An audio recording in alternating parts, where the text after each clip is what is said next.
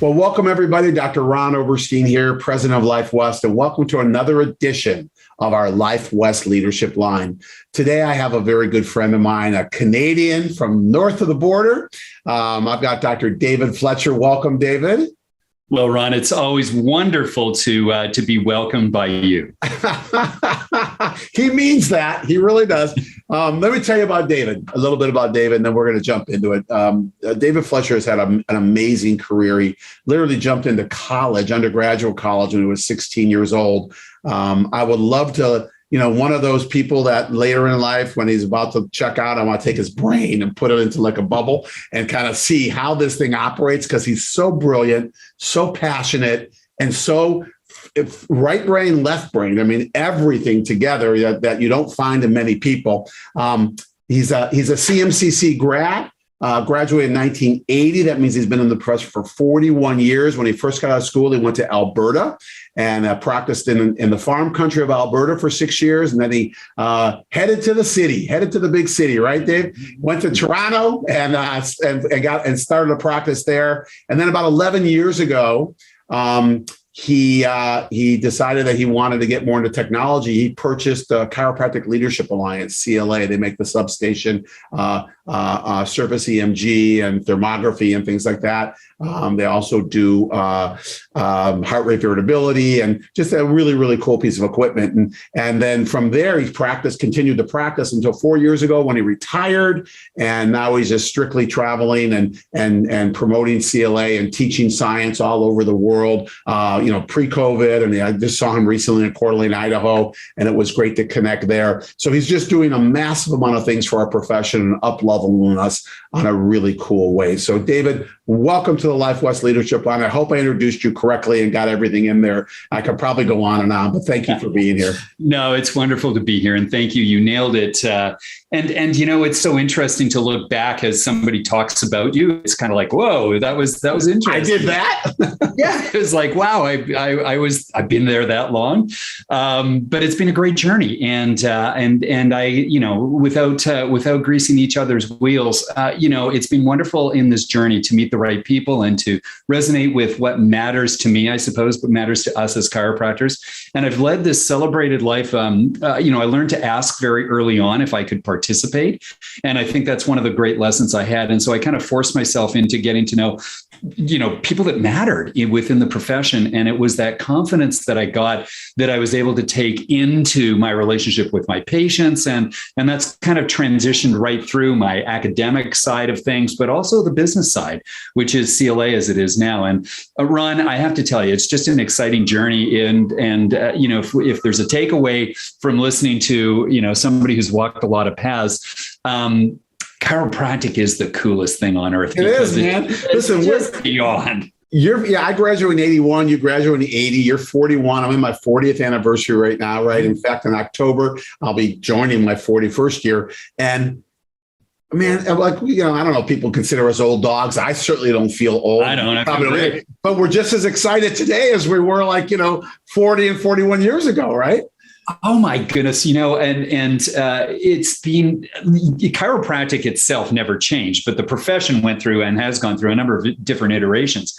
But the realities is that it has been this remarkable moment in my time. Was this bifurcational moment where it was, do you want to choose to be in medicine? Because I was accepted. Yeah, I was really smart in the early days and probably hopefully I'm now, but I got invited to go into university when I was 16. And in those days, you only needed a couple of years of undergraduate to get into the health sciences. And so there was the opportunity to go to medicine and dentistry, optometry. And I had quite an experience in chiropractic as a child and moving forward. And it was a no-brainer. And I think that moment of where I made this decision to be a chiropractor was so unsettling for my parents, which was sort of interesting because, every parent wants their kid to take the right and easy path. You're going to be a doctor. Be a doctor, and it's like, but, and we were talking sort of in the green room earlier to this, and the one thing that drew me to chiropractic, and I didn't know it necessarily at the time, although I had an inkling, was that it was just so darn logical. And I, in my first 2 years in undergrad, I was actually involved in mathematics. That was going to be my undergraduate degree. And one of the lessons that they teach you, Ron, in there is to be logic. And logic is a science in itself, but to understand logic. And so when you apply that in the outside world, chiropractic is so freaking logical. It absolutely, vitalism is irrefutable. And so this notion of jumping in and being a heroic pathology-based, model in medicine and otherwise, God bless them, and be the big kahuna in the world's viewpoint. But there's a massive need and opportunity for those of us who chose not to, follow that path. And vitalism, as I said, is irrefutable when you look at it logically in every other way. It just expresses this ability we have. And gosh, why wouldn't you want to be one? Right. That's right. David, I have to tell you, like, where I kind of got it, on a philosophical level was when I started studying deductive and inductive logic. Oh, yeah, absolutely. It was right there. That's where I got it. And I hope that, any chiropractor out there or student that may be listening, if you don't, you go back and refresh yourself on deductive and inductive, logic. And it's like, it's irrefutable. It is irrefutable. In fact, when I look at inductive logic, it's not logical. I don't even know why they call it. I don't know why they call it logic, because it's not logical, but it's crazy. And our philosophy is so embedded with, people. I think that there was years ago, go back into the 70s, 80s, probably 60s, even before that, they used to say, oh, they're a religious cult and they're chiropractic, the AMA. Listen, I've got this book right here, Contain and Eliminate, right? It's this is the Wilkes trial that just came out that came out in February. They were trying to contain and eliminate chiropractic. That was the mission. When you look at the logic that we have, it's like you said, the foundation that we're built on is so strong. It's so strong. We just got to get that message out, right? But I think that's really an important starting point for not only our conversation, but for those listeners, is to really recognize that it doesn't stop with philosophy. Philosophy is the why. It organizes our thinking. And it's after that we then apply the didactic relationship with science that allows us to confirm what it is we have. And let's face it, we're not a trade, we're a profession. And a profession needs to constantly be looking inward and inspect itself so that it is constantly able to be relevant, but also current with the sciences that go along. Well, our philosophy allows us to do that because, there's no boundary to vitalism. And so as a consequence of that, there are so many touch points that I was able to participate in at a very cool level where the science intersected with the philosophy. Mm-hmm. And there's a couple of things that resonate at that moment for me, Ron. And this one was Candace Pert. I was sitting in a room and Chris Kant and I had an opportunity to actually meet with Candace Pert. And I was speaking, she was speaking, Chris was speaking. And you have to realize that she had come up with this concept of the molecules of emotion. But what she really did was she said, look, she shattered this idea that the nervous system was some type of a wiring harness, that there was this direct, wire that went from A to B to C to D. And she said, that this conceptual idea of the subluxation was that you basically, through these neurotransmitters and these molecules, is that when you subluxate with every cell and every part of your body. And that's a phenomenal understanding because we're never not connected to the intelligent design. And because of that, you have to recognize that the input that you have with an adjustment, not a manipulation or a high velocity thrust on the spine, that has nothing to do with it. But with this intentful adjustment, you shift the paradigm of that person's biology for certain, but also their cosmology, their ability to actually interact in the world.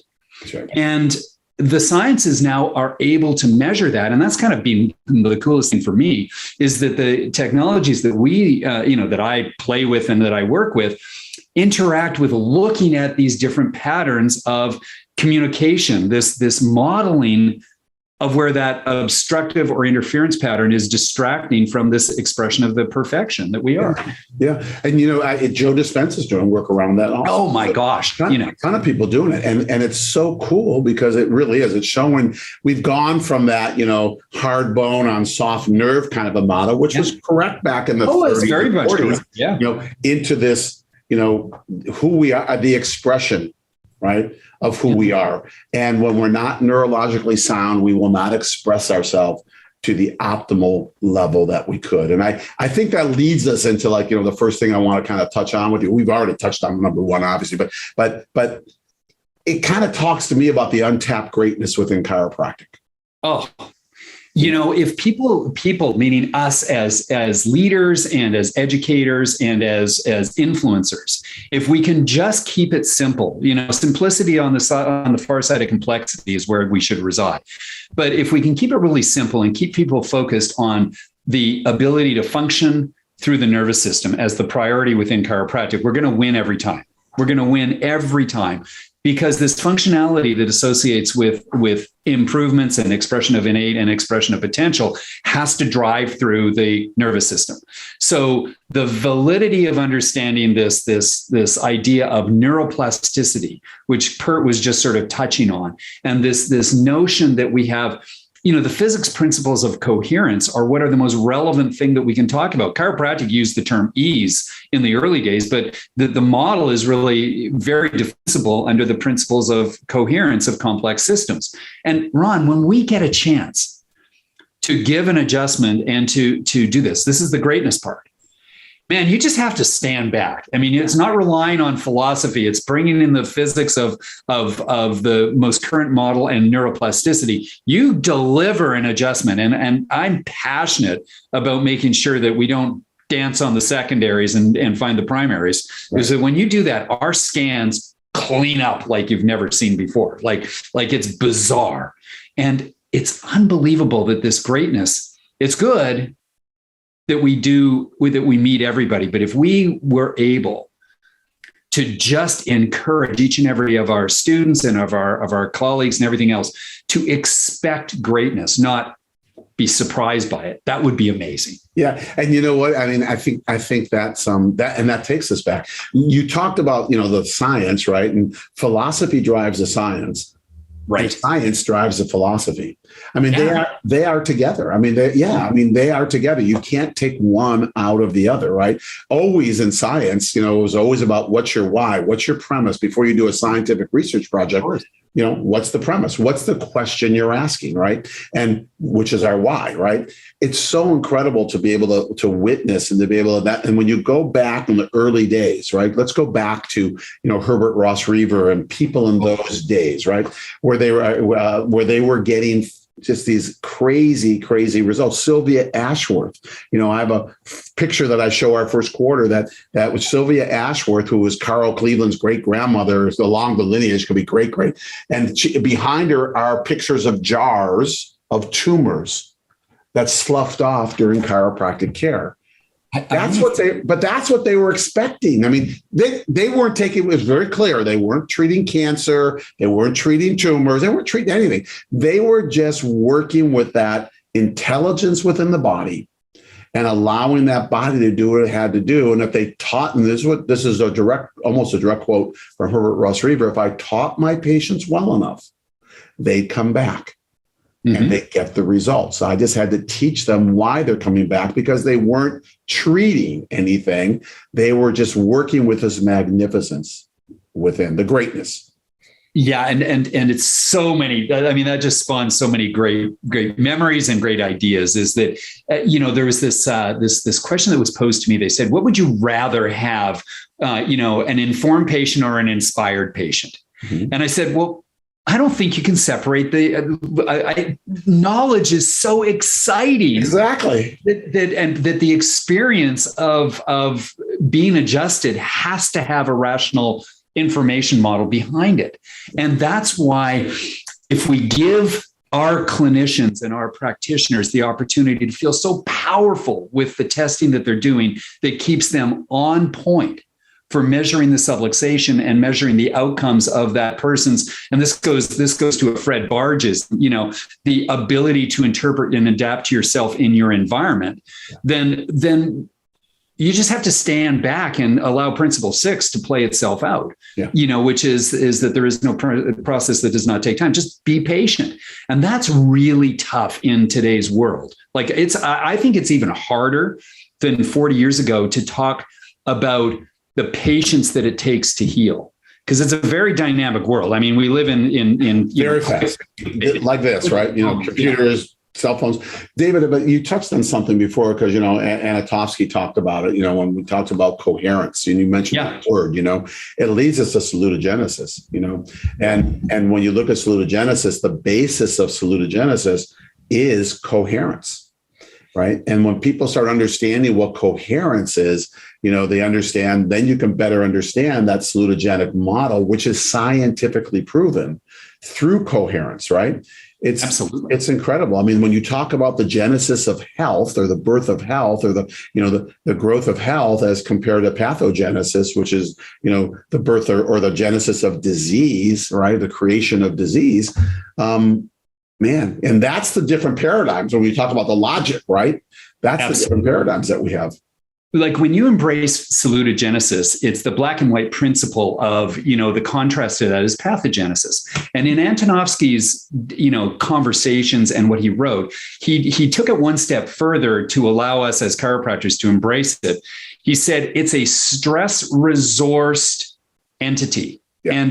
And that fits perfectly with this notion that there is a operational level that we all have. Innate is always at play, but it has to have an operational level of, triune of life. We have to have the right amount of force, the right amount of matter, and the right amount of communication intelligence that's going through this process.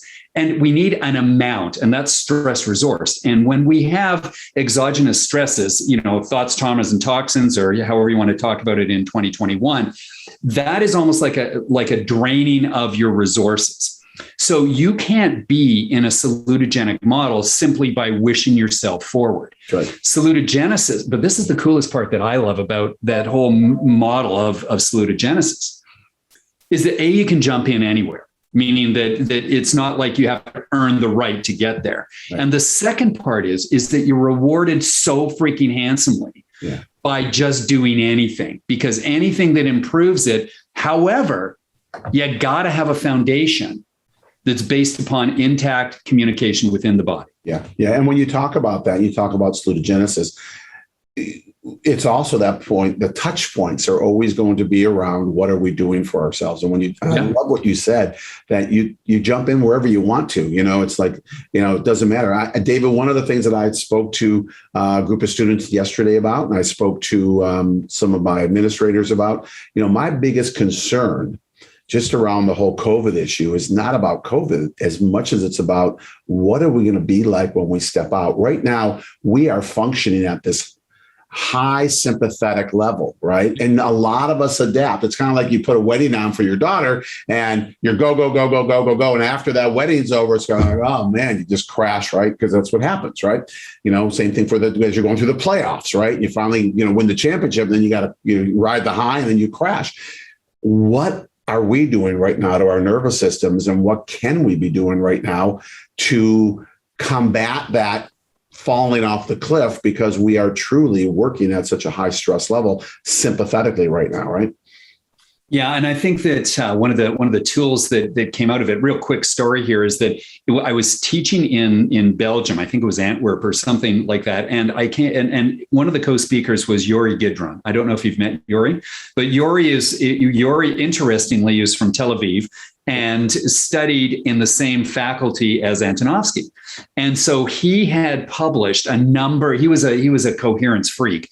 And so Yuri and I became close friends, and he pioneered the use of heart rate variability in the look at cancer-based pathologies and outcomes.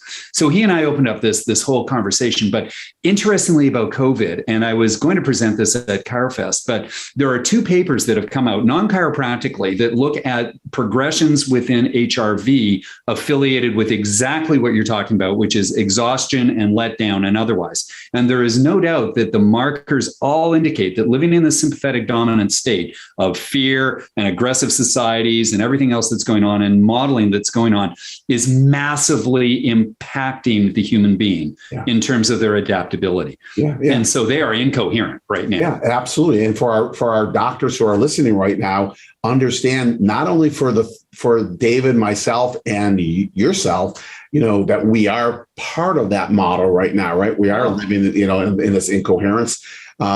What are we doing to bring ourselves back into coherence, right? And that could be anywhere, making sure, of course, that we're getting our nervous systems checked, our spines checked, but also, are we taking the time to meditate extra every day if we've meditated before or start to meditate? Are we visualizing? Are we taking relaxation time with our families? Whatever it is, getting on walks, whatever it is, to start pulling ourselves back, because we don't have to wait till the train crashes.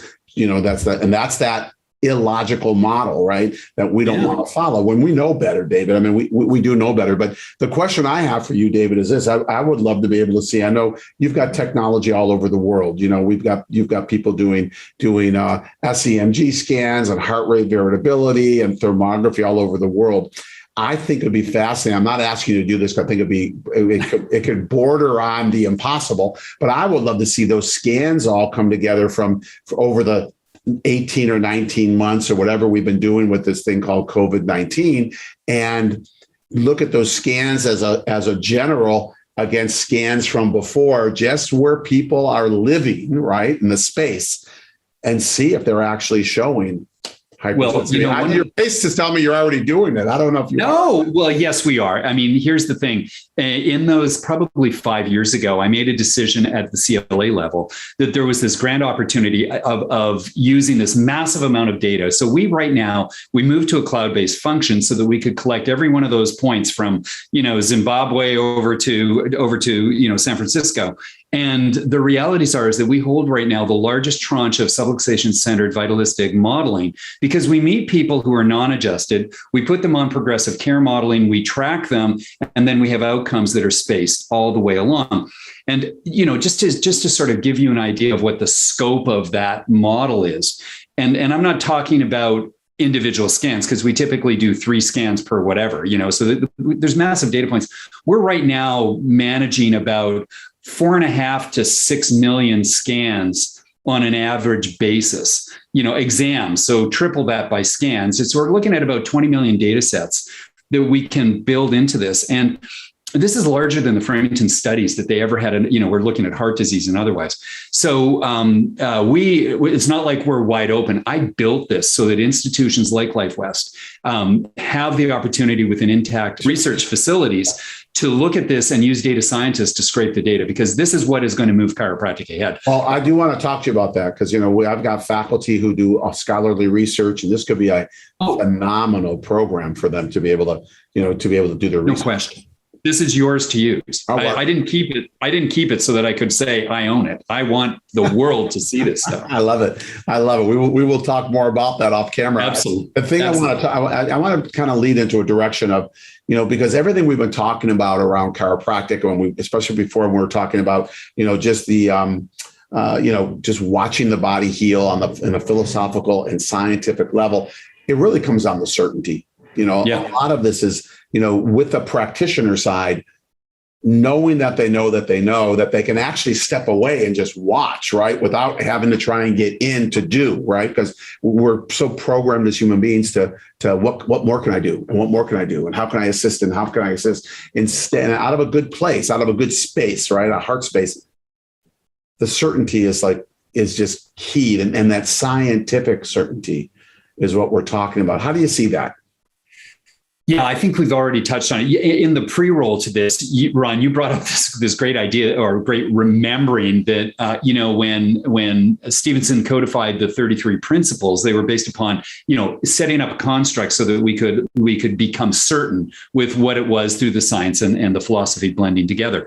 And I think that what we've touched on earlier is this whole notion that that certainty begins with knowing that that chiropractic is the avenue that A, you were chosen for, and B, you can deliver. But the one thing that matters clearly to build certainty for each and every practitioner is that they need to have a confidence, and that's different than certainty, but they need to be able to deliver a confidence to know that they're not making it up. You can't just live in the philosophical construct that says it should, it could, it ought to, and because we're a profession.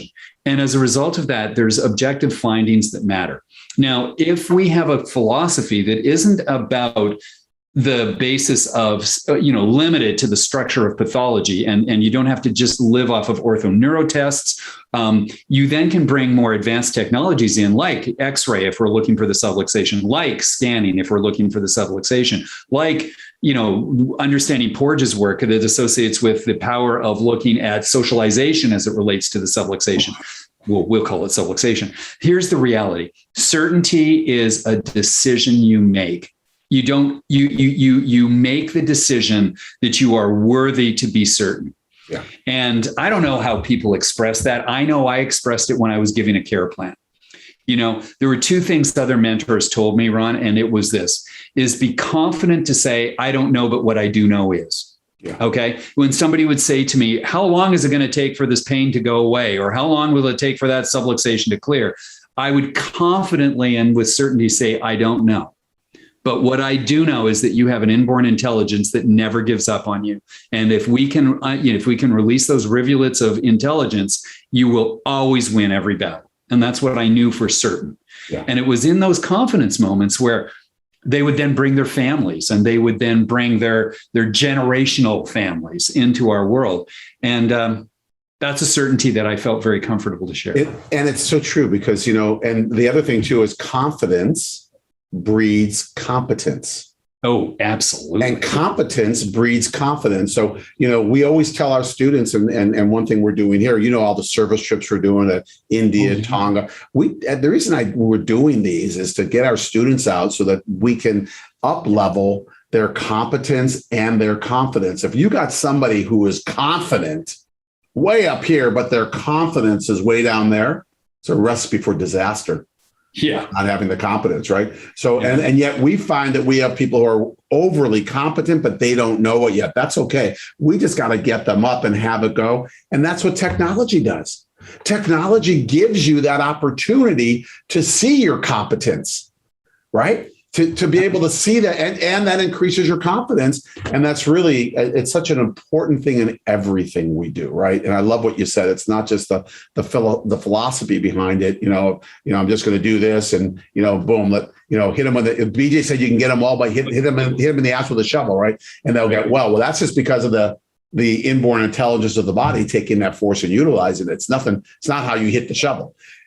The more precise, the more precision you give, and you see these people doing Atlas work, and Roy Sweat, 94 years old, 70 plus years, going to the office 7 days a week, delivering a pure, clean, scientifically validated adjustment.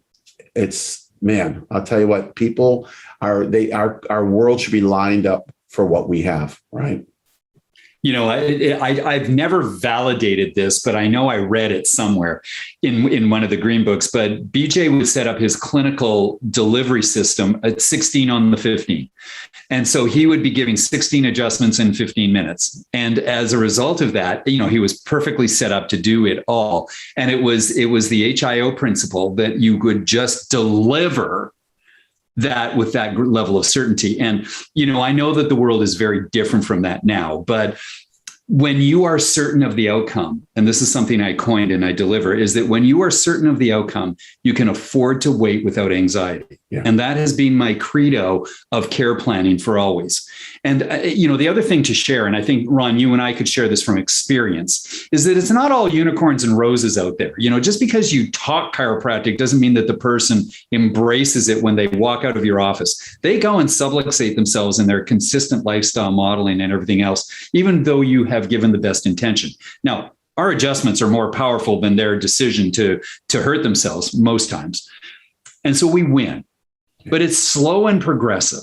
And I think that one of the things that certainty has allowed me to do is that despite the power of the adjustment, I work with human beings, and human beings are fallible. They make a lot of mistakes. I don't know, put your hand up if you've ever made a mistake over and over again, right? But the realities are that we win if we have a plan and we enact the plan. And so one of the things that objective data gives the confidence to do is that it gives you the confidence to know that you're in progression. And listen, if they're not in progression, and you know that this is the one thing that I would always covenant when I was in a care model that I cared. I knew that when they walked off that table or came off that table, that I had done the best I could to clear their nervous system, so that it was a tabula rasa, that we started fresh from that moment. And if they came back in and were deeply subluxated in the same pattern the next time I came in, I had to evaluate, was it what we left them with, or was it what they brought back in? And I held myself confident to that, knowing that, no, they were in a subluxated relationship or lifestyle modeling or whatever else, and I was going to help them on that way. But objective data gave me that strength to have that confidence. Absolutely. David, listen, we could talk on forever, and I really want to thank you. The technology that you're bringing forth, there's a lot of technology companies that are out there, and they're all doing probably great stuff. I'm speaking with you right now, and the technology that you bring to the table. I know, we have your equipment at the college. The technology between the SCMG and the heart rate variability and the thermography, it's just incredible. And if people realize, it's kind of like having a tool in your hands that if you don't know how powerful it is, you're not going to get out of it what it's capable of doing, right? And I just appreciate the time and the effort that you're doing, traveling, teaching people, sharing what they can get so that they can have more certainty, they can have more confidence and get the results that we talked about, that we know chiropractic, delivers, right? It's chiropractic delivers it, meaning, the body, right? That delivers it. But it's so cool to be able to record it, to be able to see it and be able to do that. So, dude, thank you, man. I just really, we've been together many, many years, but I don't know if I've told you enough how much I appreciate that. So thank you.